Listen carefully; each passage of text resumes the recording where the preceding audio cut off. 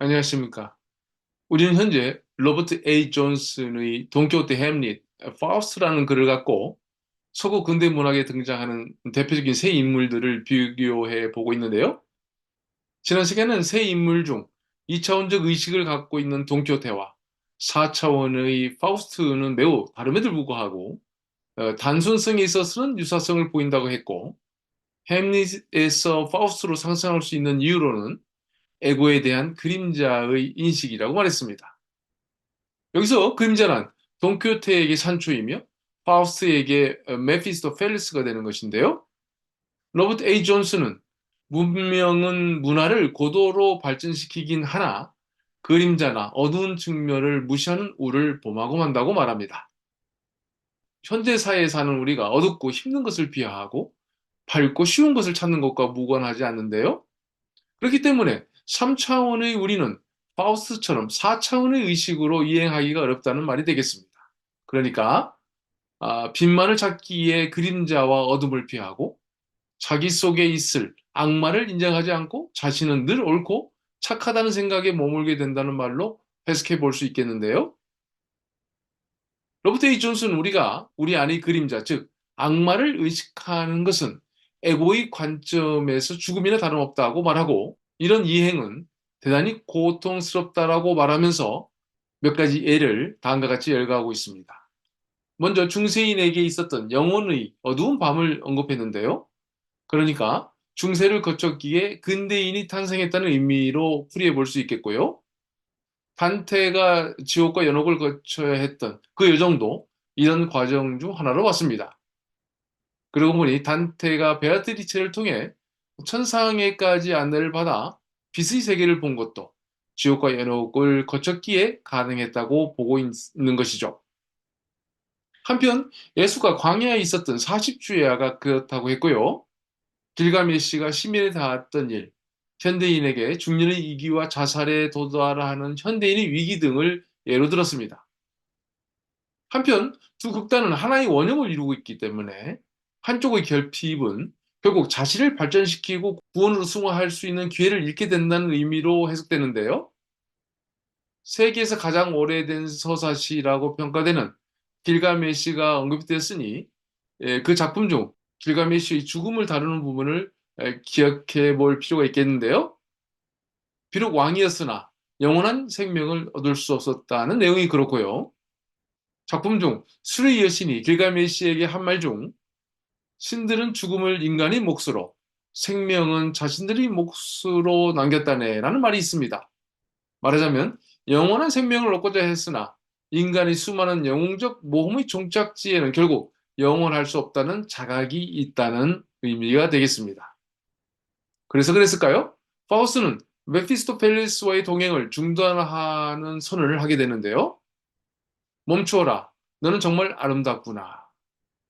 파우스트의 이 말과 함께 약속한 대로 메피스토펠레스는 파우스트의 영혼을 가져갈 수 있게 되었지만, 그래서 우리는 파우스트를 자신의 본능을 채우기에 자신의 영혼을 악마에게 파는 인간형으로 규정하고 있지만, 사실 파우스트의 이 선언은 자신의 죽음을 수용함과 동시에 메피스토펠레스가 천상으로 돌아가는 순간이기도 합니다. 이렇게 파우스트의 죽음은 그 영혼이 메피스토펠레스에게 팔리거나 빼앗긴 게 아니라 두 대극적 인물이 헤어지는 것이니, 메피스토펠레스는 원래대로 천상으로 올라가게 되고 파우스트 역시 천상으로 올라가는 것, 즉 구원되는 것으로 작품은 마감된다고 볼 수 있겠습니다.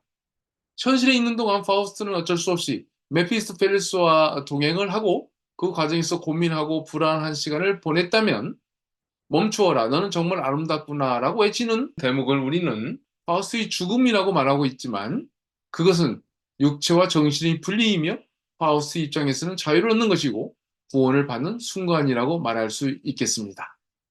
네, 로버트 A. 존슨의 돈키호테 햄릿, 파우스트라는 책을 통해 세 인물을 심리학적인 관점에서 살펴봤고요. 돈키호테가 햄릿이 되고 다시 햄릿이 파우스트로 승화되는 과정, 그리고 이 과정에서 필요한 교착 상태라거나 불안, 그리고 에고와 그림자의 상호작용 등에 대해 알아보는 시간을 가졌습니다. 어울러 로버트 A. 존슨이 돈키호테와 햄릿과는 달리 4차원의 깨달은 의식을 얻었다고 말하는 파우스트의 자각과 구원에 대해서도 살펴봤는데요.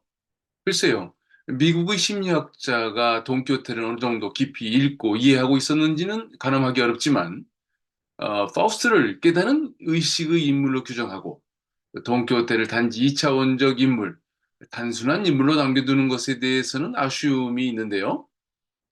시골 영감 알론소 키아카노가 자신을 돈키호테라고 칭하고 고립된 공간인 집을 나가 모험의 세계에 뛰어드는 것, 그리고 자신이 감당하기 어려운 상대와 결투를 하면서 무모하지만 강렬하게 도전하는 모습을 떠올리게 되고요. 바르셀로나 해변에서 하얀 다리 기사와의 결투에서 져 그와 약속한 대로 집으로 돌아오게 되고 결국 침대에 눕고 세상을 떠나며 하던 말을 기억한다면, 그리고 돈키호테의 묘비에 쓰여졌다는 미쳐서 살았고 정신이 들자 죽다라는 표현을 기억한다면, 돈키호테는 결국 치열한 삶을 살다가 후회 속에서 떠나는 우리들의 모습이라고 말할 수 있겠는데요. 돈키호테가 마지막 순간에 자신의 삶을 후회한 것이 그가 삶을 잘못 살아왔다거나 실패한 삶을 살았다는 것이 아닌, 삶이란 원래 미쳐서 사는 것이고 후회하는 것이 자연스러운 것이라는 점을 돈키호테를 통해 인식하게 됩니다. 러시아의 작가 도스토옙스키는 돈키호테에 대해 평가하면서, 만일 세상이 끝나고 누군가 인간들에게 너희들이 삶을 그대로 표현한 것, 그리고 그 삶을 하나로 결론 지을 수 있는 것이 있다면 무엇이냐라고 묻는다면, 우리 인간들은 조용히 돈키호테를 보여주면서 이것이 인간 삶의 결론입니다. 우리들은 하나같이 미쳐서 살다가 죽었답니다. 그런데 이것 때문에 우리를 벌 주시겠습니까? 라고 말했습니다. 네, 극소수의 사람만이 경험한다는 파우스트의 구원과는 좀 다른 맛을 풍기고 있지만, 돈키호테의 삶이 주는 메시지는 평범하고 보통의 삶을 살고 있는 우리에게 더 많은 공감을 일으킨다는 생각도 하게 됩니다. 감사합니다.